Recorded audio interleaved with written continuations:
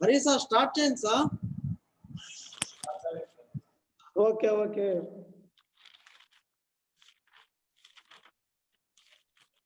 Good evening, my dear students. How are you? Good evening, all of my dear students.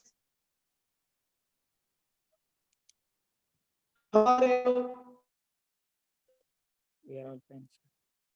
I will ask some questions in previous classes. What are the deals with humanist? What are the deals with humanist? Humanist in medieval period. What are the deals with humanists? Nature and interest of man. Humanist వాళ్ళు వేటిని deal చేసేవాళ్ళు అంటే nature and interest of man. When was Constantinople overthrown? When was Constantinople overthrown? Constantinople ఎప్పుడు పతనం అయ్యింది? Very good. 1453. Humanism started which country? Humanism ఏ కంట్రీలో start అయ్యింది? Italy, sir. Very good, ma. Very good, Gunasekhar. Italy. Humanism started they are spread which countries? ఇది ఏ దేశాలకు spread అయ్యింది?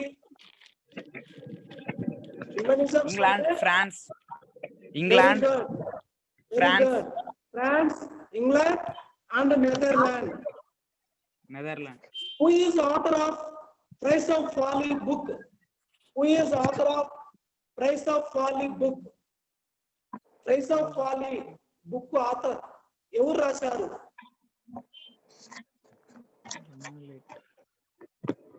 Who is author of Price of Folly book? Erasmus. This. The author of Price of book author is Erasmus. Yes, Erasmus. Who is the first to dissect the human body? Who is the first to dissect the human body? Human body ni మొట్టమొదటిసారిగా అధ్యయనం చేసిన వ్యక్తి ఎవరు? Andreas Vesalius. తులసి sir slide ఇవ్వండి.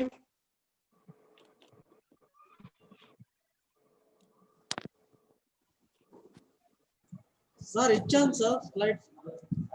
Okay sir, thank you.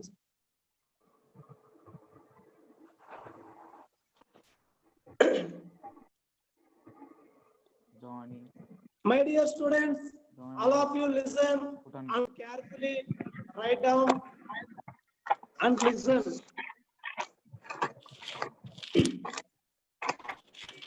Johannes Gutenberg. What is the invention of Johannes Gutenberg? You have any idea? Johannes Gutenberg invention of the printing press. First subheading the printing press. First subheading the printing press. If people in other countries wanted to see paintings, sculptures or buildings of great artists, they had to travel to Italy. Once upon a time, other countries people, they go to Italy because of they wanted to see paintings, sculptures, buildings. అంటే ఏ దేశంలోనైనా కానీ ఒక రకమైన buildings కానీ paintings కానీ sculptures కానీ చూడాలంటే ఇటలీకి వెళ్ళేవాళ్ళు. The 16th century, the mastery of the technology. The 16th century, the mastery of the technology. 16th century లో ఒక అద్భుతమైన ఆవిష్కరణ కనుక్కోవడం జరిగింది. అదే printing press. Of printing for this Europeans were indebted to other people. అంటే కాగితానికి సంబంధించిన వస్తువులు కావచ్చు, కాగితాలు కావచ్చు, యూరోపియన్స్ కనుక్కున్నప్పటికీ కూడా చైనీయులకు దక్కిందనమాట. The Chinese who first developed papers and printing with blocks. చైనా వాళ్ళు కనుక్కున్న పేపరు ప్రింటింగ్ ప్రెస్ కి చాలా అనుగుణంగా ఉండడము. నెక్స్ట్ గుటెన్బర్గ్ 1400 to 1458 ఇతడు ముద్రణ యంత్రం కనుక్కోవడం జరిగింది.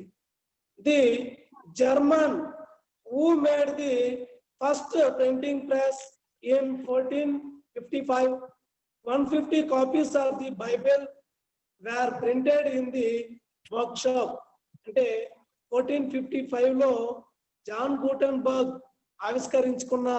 కనుక్కున్న ఈ ప్రింటింగ్ ప్రెస్ ద్వారా 150 బైబిల్ను ముద్రించడము జరిగింది. would have taken the same amount of time to write out one copy of the Bible. అంటే ఒక బైబిల్ ని రాయడానికి పట్టే సమయంలో ఈ ముద్రణ యంత్రం ద్వారా 150 బైబిల్ను ముద్రించగలుగుతున్నారు. వన్స్ అగైన్ ఒక బైబిల్ ని చేత్తో రాయడానికి పట్టే సమయంలో ఈ ముద్రణ యంత్రం ద్వారా 150 జరుగుతా ఉంది. As printed books promoting new ideas. ఈ ప్రింటెడ్ బుక్స్ వల్ల ఇటలీలో తర్వాత యూరోప్ కాంటినెంట్ లో న్యూ ఐడియాస్, కొత్త ఆలోచనలు వచ్చినాయి ప్రజలకి. could quickly reach hundreds of readers. ఈ న్యూ ఐడియాస్ 100 of readers కి స్ప్రెడ్ అవడం జరిగింది. This developed the reading habit. ఈ ప్రింటింగ్ బుక్స్ రావడంతో ప్రజల్లో రీడింగ్ హ్యాబిట్ అంటే చదివే సామర్థ్యము, ఇంట్రెస్ట్ పెరగడము జరిగింది. The chief reasons that the humanist culture of Italy spread more rapidly in northern Europe, northern and western Europe. ఈ బైబిల్ రావడము, బుక్స్ రావడము, ఇవన్నీ కూడా యూరప్ కాంటినెంట్ లో వాళ్ళు ఒక మంచి ఐడియాస్, ఆలోచనలు, చదివే గుణము, హ్యాబిట్స్ అన్ని కూడా రావడం జరిగింది. Next subheading a new concept of human beings. Next subheading a new concept of human beings అంటే మానవ జీవులకు సంబంధించి కొత్త అవగాహన. A new concept of human beings, మానవ జీవులకు సంబంధించి కొత్త అవగాహన. One of the features of humanist culture was awakening of the control of religion and human life. ఈ హ్యూమనిస్ట్ కల్చర్ యొక్క విధానము, దాని యొక్క ఐడియాస్ ఎలా ఉండేవి అంటే రిలీజియన్ మీద, హ్యూమన్ లైఫ్ మీద డామినేట్ చేసే విధంగా ఉండేవి, అధికారం చలాయించే విధంగా ఉండేవి. Italians were strongly attracted. ఆ సమయంలో ఇటాలియన్స్ చాలా స్ట్రాంగ్లీ అట్రాక్టెడ్, చాలా గట్టిగా ఆకర్షితులయ్యారు కొన్నిటికి. అదేమంటే మెటీరియల్ వెల్త్. మెటీరియల్ వెల్త్ అంటే ఒక ఆస్తికి సంబంధించి కావచ్చు, మెటీరియల్ సంబంధించింది కావచ్చు, వీటిపైన వాళ్ళు చాలా అట్రాక్ట్ అయ్యారు. అంతేకాకుండా పవర్, వాళ్ళకి అధికారం కావాలి, శక్తి కావాలి, అండ్ గ్లోరీ అంటే ఒక రకమైన భౌతిక సుఖాలు, వీటికి చాలా అట్రాక్ట్ అయ్యారు, వాళ్ళు ఆకర్షితులయ్యారు. But they were not necessarily religious. అంత మాత్రాన వాళ్ళు మతాన్ని తక్కువ చేయడం కాదు, మతాన్ని తక్కువగా చూడటము కాదు. Next there was also a concern at this time with good manner. There was also a concern at this time with good manner. What is good manner? Good manner అంటే సత్ప్రవర్తనపై ఎక్కువ శ్రద్ధ చూపించేవాళ్ళు. ఎవరు? ఈ ఇటలీలో ఉన్న వాళ్ళు, ఈ రెనైజెన్స్ పీరియడ్ లో ఉన్న వాళ్ళు. విత్ గుడ్ మేనర్, సత్ప్రవర్తనపై ఎక్కువ శ్రద్ధ చూపించేవాళ్ళు. ఎలా ఉంటుంది సత్ప్రవర్తన? మంచి ప్రవర్తన. అంతేకాకుండా how one should speak politely, అంటే ఇతరులతో ఎలా మర్యాదగా మాట్లాడాలి. అండ్ డ్రెస్ కరెక్ట్లీ, ఎలాంటి వస్త్రధారణ ధరించాలి, ఎలాంటి దుస్తులు ధరించాలి అనే వాటిపైన ఎక్కువ శ్రద్ధ చూపించేవాళ్ళు. Good manner and how one should speak politely and dress correctly. What skill a person of culture should learn, అంటే ఎలాంటి నైపుణ్యాన్ని మనము నేర్చుకోవాలి ఈ కల్చర్ నుంచి, ఎలాంటి నైపుణ్యాన్ని, ఎలాంటి స్కిల్స్ ని నేర్చుకోవాలని అప్పుడు వాళ్ళకి అవగాహన ఉండేది. These ideas was closely tied with belief that human nature was many-sided. అంతేకాకుండా అప్పుడే వాళ్ళు ఒక కన్క్లూజన్కి వచ్చారు మిడివల్ పీరియడ్ లోనే. హ్యూమన్ నేచర్ ఎలా ఉంటుంది అంటే మానవ స్వభావము బహుముఖమైనది, అంటే మానవ యొక్క స్వభావము బహుముఖంగా ఉంటుంది. అదే చెప్తున్నాడు, human nature was many sided. మానవుని యొక్క నేచరు, స్వభావము బహుముఖంగా ఉంటుంది. Next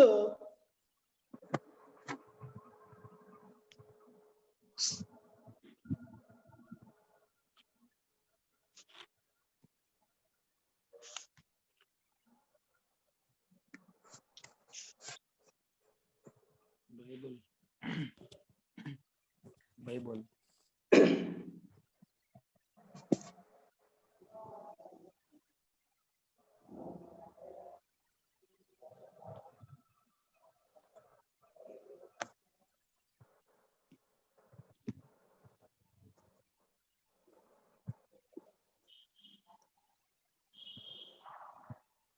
next subheading Niccolo మ్యాకియావెల్లి.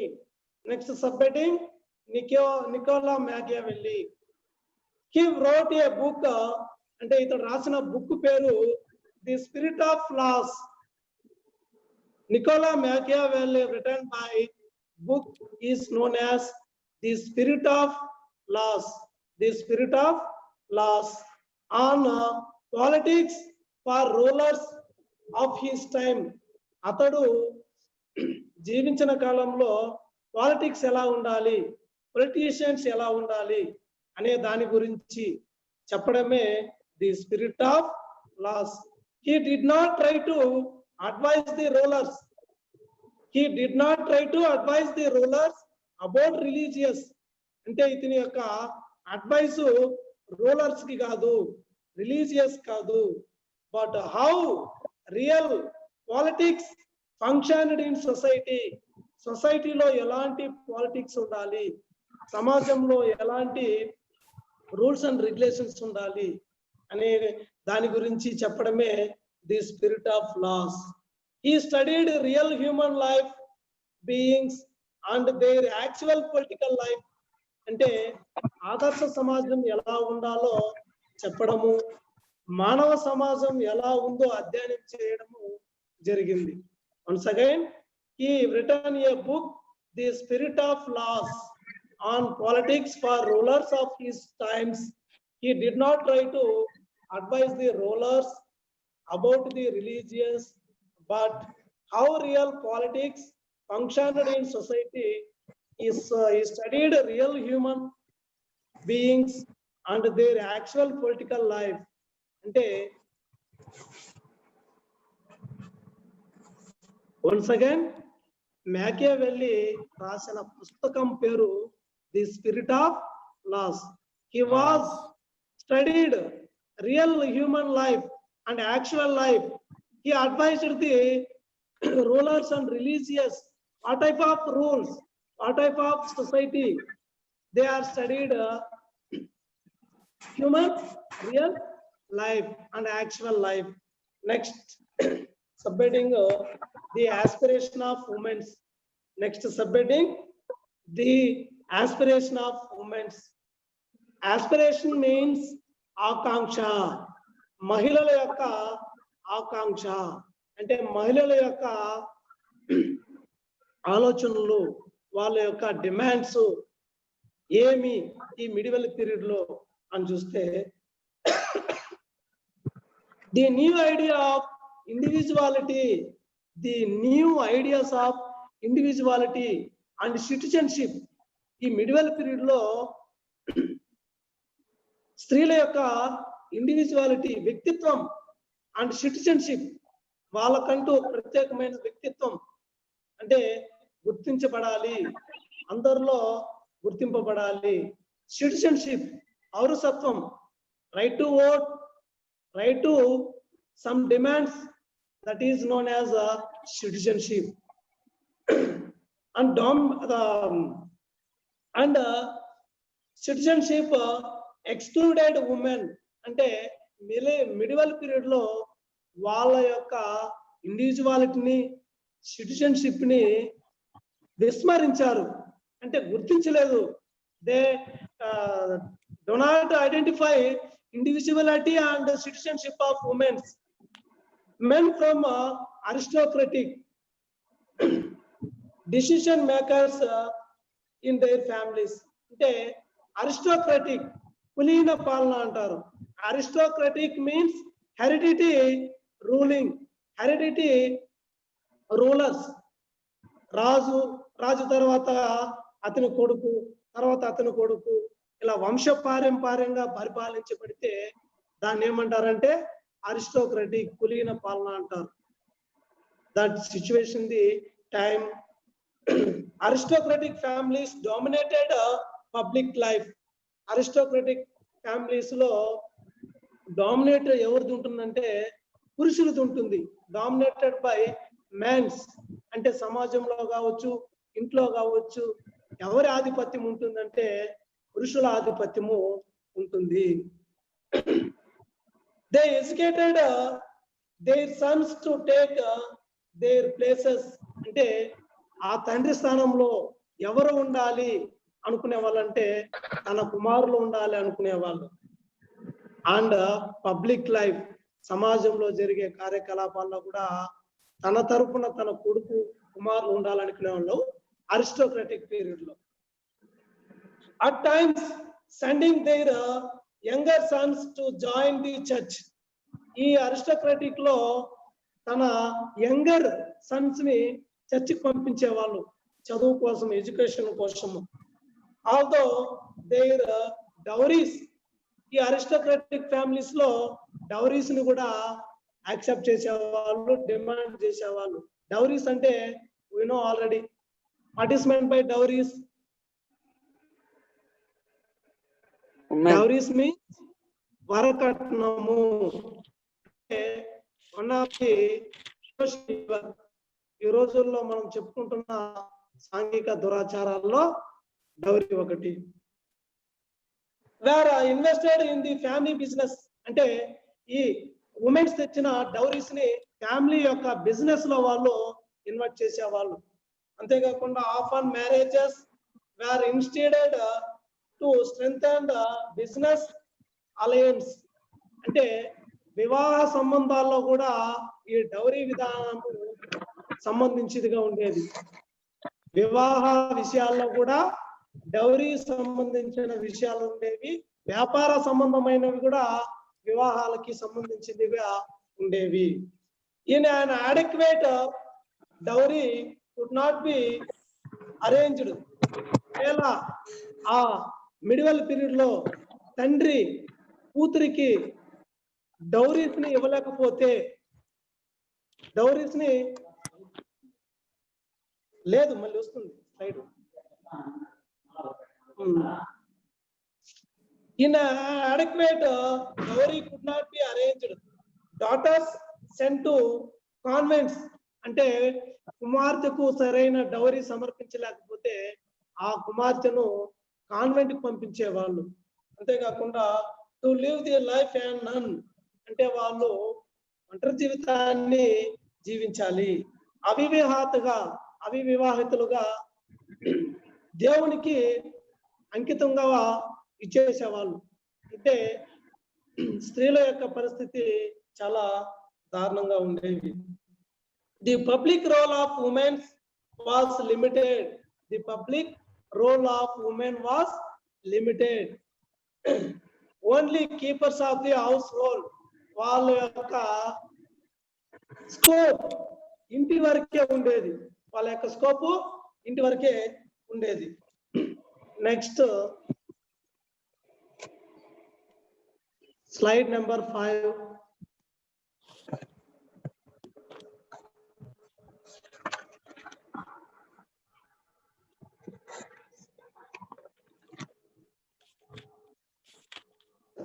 A few women were intellectually very creative and sensitive. In this period, a few women were intellectually very creative and sensitive.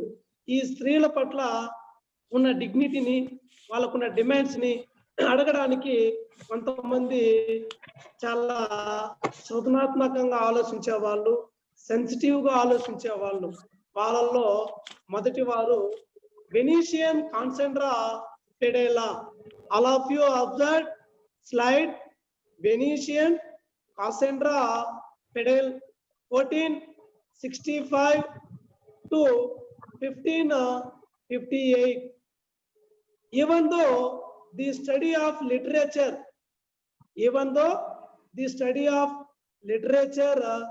promises and offers no reward for women and no dignity. అంటే ఈ medieval period లో women's కి సరైన reward and dignity, సరైన గుర్తింపు లేదు, సరైన గౌరవం లేదు. స్లైడ్ పెట్టండి సార్. స్లైడ్ పెట్టండి సార్. మళ్ళీ పెట్టండి.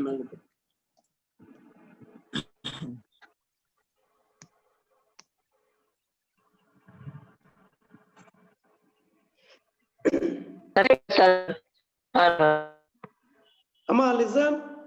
ఈ వెనీషియన్ కాసెండ్రా ఈ హ్యూమనిస్ట్ లిటరేచర్ అన్నిటిని కూడా చదివి ఆమె ఈ ఉమెన్స్ కి ఒక సందేశాన్ని ఇవ్వడం కూడా జరిగింది. Every women ought to seek and embrace these ideas. అంటే ఈ హ్యూమన్ లిటరేచర్ సంబంధించిన పుస్తకాలు, బుక్స్, వీటన్నిటిని కూడా ప్రతి ఒక్కరూ చదవాలి. అంతేకాకుండా వెనీషియన్ కాసెండ్రా ఫెడాలా అని అనేక సభలకి ఉపన్యాసాలు ఇవ్వమని కూడా పిలవడము జరిగింది.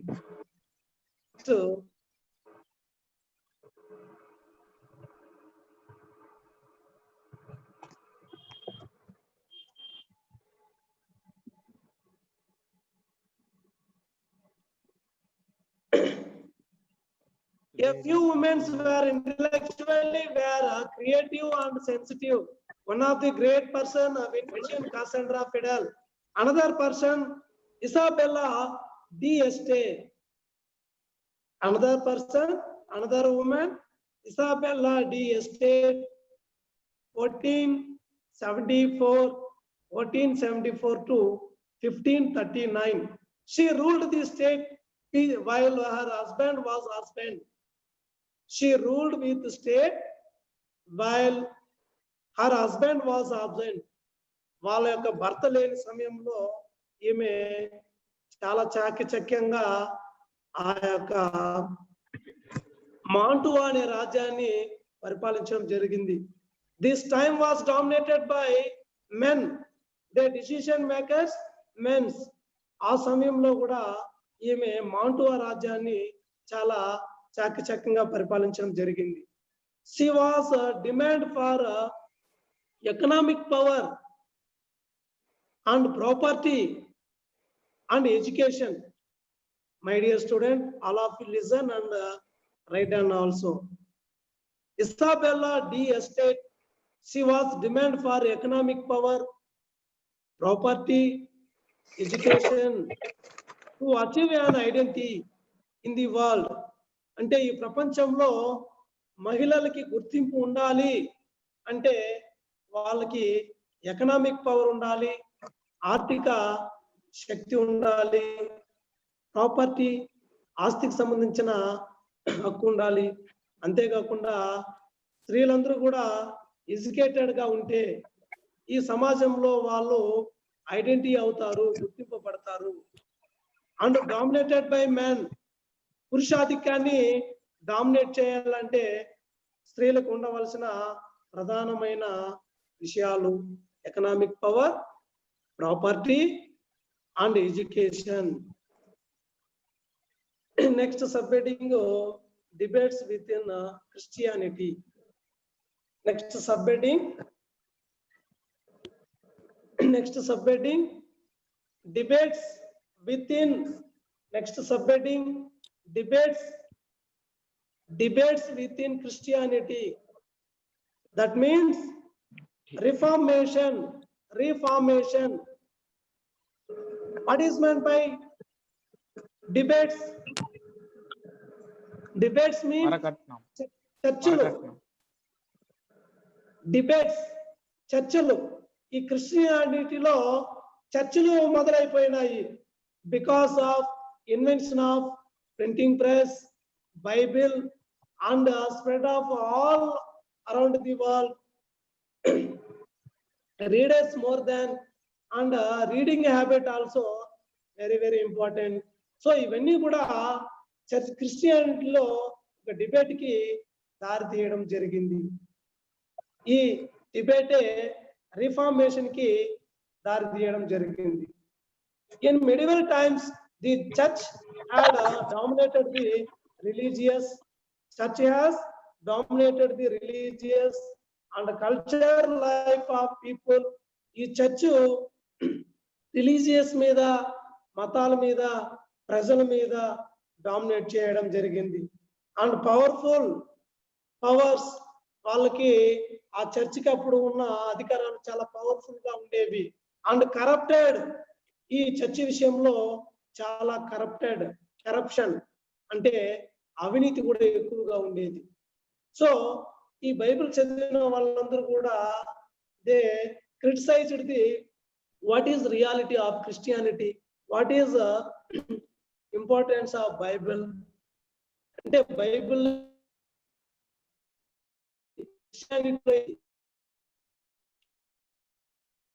మత గురువులు డామినేట్ చేయడము, ఈ కరప్షన్ ని వీళ్ళందరూ కూడా క్రిటిసైజ్ చేయడము జరిగింది. God who created man but allowed him complete freedom to live his life freely. దేవుడు అందరినీ సమానంగా సృష్టించాడు. We can freedom for all. అందరూ కూడా స్వేచ్ఛగా జీవించాలని గాడ్ అందరినీ సృష్టించడం జరిగింది. దేవుడి దృష్టిలో అందరూ కూడా ఈక్వలే, అందరూ కూడా సమానమైన స్వేచ్ఛను అనుభవించాలి. In pursuit of happiness here and now, ఇక్కడ ఇప్పుడే మీరందరూ కూడా కంప్లీట్ ఫ్రీడమ్ ని పొందవచ్చు.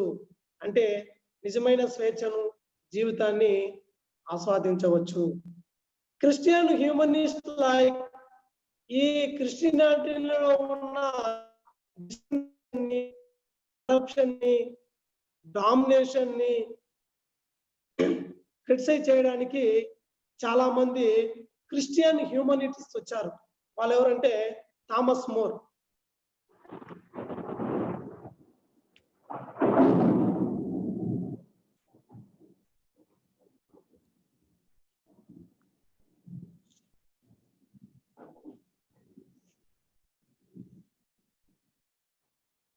థామస్ మోర్ అంటే క్రిస్టియానిటీలో ఉన్న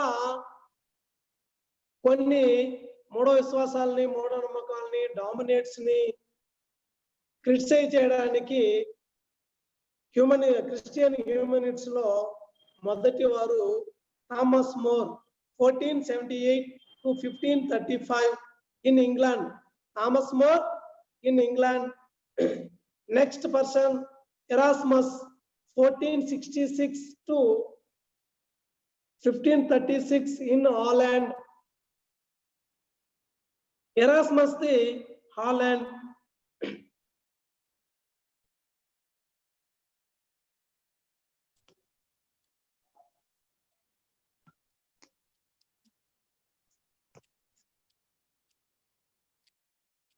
Thomas More.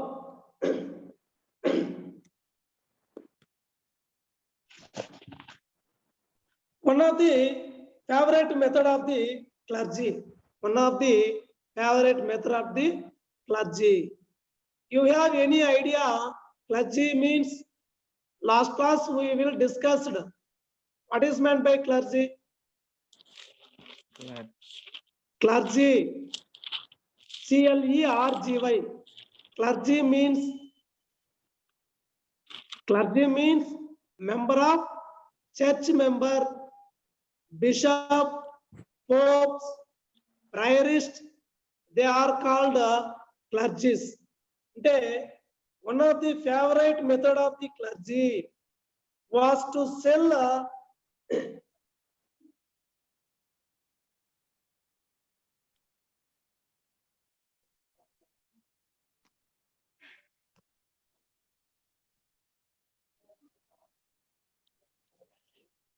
listen, ఈ క్లర్జీ మత గురువులు ఇక్కడ ఇండల్జినస్ డాక్యుమెంట్స్ అంటే పాప పరిహార పత్రాలు. అంటే ఇది ఒక పేపర్ లా ఉంటుంది, డాక్యుమెంట్స్ లా ఉంటుంది. వీటిని తీసుకుంటే మీ యొక్క పాపాలు క్షమించబడతాయి, మీ పాపాలు తొలగిపోతాయి అనే ఒక వదంతి ఉండేది. It is also one of the corruption. It is also one of the corruption. Next, a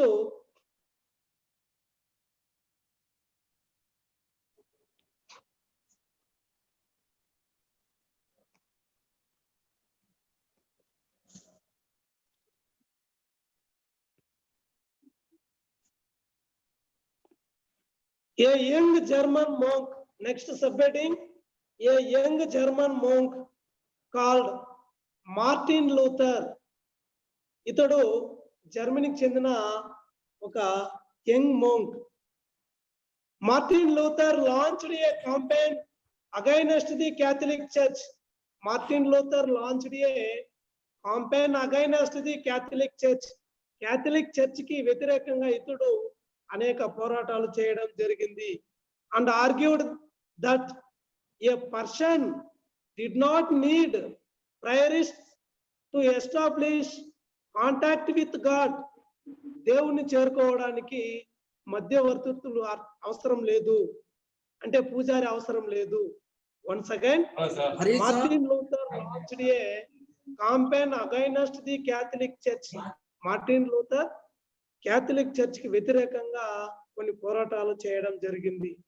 And argued that a person did not need priorists to establish contact with God. దేవుని చేరుకోవడానికి మధ్యవర్తులు పూజారులు అవసరం లేదండి. మరి ఏం చెప్తున్నాడు? He asked his followers to have complete faith in God. He asked his followers to have complete faith in God. దేవుని పట్ల పూర్తి విశ్వాసం ఉంచండి. For faith alone could guide them to the right life. Okay. And entry to heaven, this movement is called Protestant Reformation. ఈ Martin Luther చేపట్టిన moment నే Protestant reformation అన్నారు. లూథర్స్ ideas wear popularised by, ఈ లూథర్స్ యొక్క ఐడియాస్ ని popular చేసింది, spread చేసింది Ulrich Zwingli in Switzerland and John Calvin. A major achievement of reformers was to translate the Bible into the popular language, that is Latin. అంటే once upon ఏ time Bible Latin language లోనే ఉండేది. తర్వాత printing press రావడంతో ఈ Bible అన్ని language లోకి translate చేయడం జరిగింది. Early Bible was only in Latin. The Spain and Italy churchmen emphasized the need for simple life. అంటే ఇగ్నీషియస్ లయోలా ఇతడు ఏం చేసేవాడంటే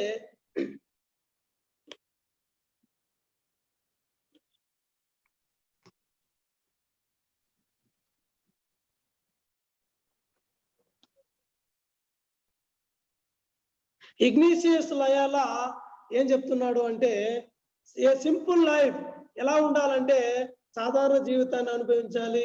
service to the poor persons కి సర్వీస్ చేయాలి.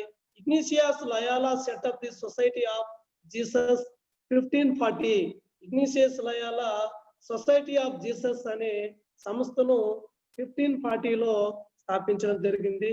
His followers were called Jesuits. ఇతని యొక్క followers ని Jesuits అన్నారమ్మా.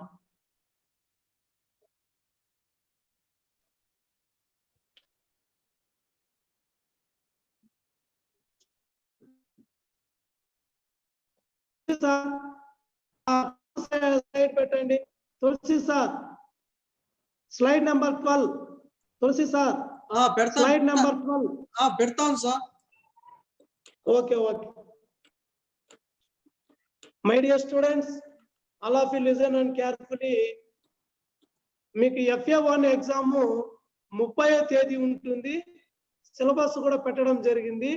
ఆ slide చూసి నోట్ చేసుకోండి. 20 మార్క్స్ కి మీకు FA1 ఎగ్జామ్ ఉంటుంది. సిలబస్ కూడా పెట్టడం జరిగింది. Please all of you right down and prepare hard. We should write down FA1 examination 13/10/2020. 30వ తేదీ ఎగ్జామ్ ఉంటుంది.